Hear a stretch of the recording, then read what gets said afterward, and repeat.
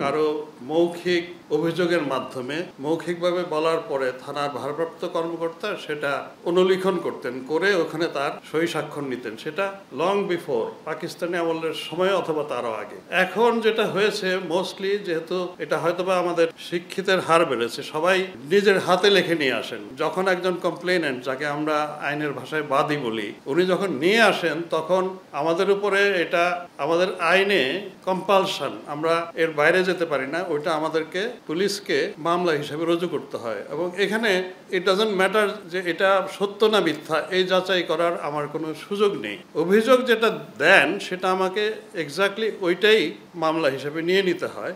এরপর তদন্তে গিয়ে আমি দেখি যে আসলে কতটুকু সত্য কতটুকু মিথ্যা। সত্য অংশটুকুই আমরা তদন্তে উঠিয়ে নিয়ে আদালতের কাছে পাঠাই যে এই অপরাধটা হয়েছে। অনেকে ওই অসৎ উদ্দেশ্যে মানুষের কাছ থেকে অর্থ আদায়ের জন্য, হ্যারাস করার জন্য, ভয় দেখানোর জন্য 300 লোকের নাম দিয়ে মামলা দায়ের হচ্ছে, এবং গতকালও একটা হয়েছে। তো এটা আমি আপনাদের সকলকে নিশ্চিন্ত করতে পারি আপনাদের মাধ্যমে দেশবাসীকে, যে আমরা শুরু থেকে, স্বরাষ্ট্র মন্ত্রণালয় বলেছেন, আমি নিজে বলেছি, এবং পুলিশের সকল পর্যায়ের কর্মকর্তারা এই নির্দেশ পেয়েছেন যে নিরীহ লোককে যেন গ্রেপ্তার করা না হয়, নিরীহ লোককে যেন হয়রানি করা না হয়। তদন্তে শুধুমাত্র যার বিরুদ্ধে দায়ভাগ পাওয়া যাবে তার বেলাতেই আমরা ওয়ারেন্ট অফ অ্যারেস্ট চাইব, তাকেই আমরা শুধু গ্রেফতারের কার্যক্রম করব, তার বেলায় নিব। যেটাকে মিথ্যা মামলা বলছেন, মামলাটা মিথ্যা না, মামলাটা সত্যই, কিন্তু অতিরিক্ত আসামির সংখ্যা বাড়িয়ে দেওয়া, এই জায়গাটা আমরা বন্ধ করতে পারছি না। এটা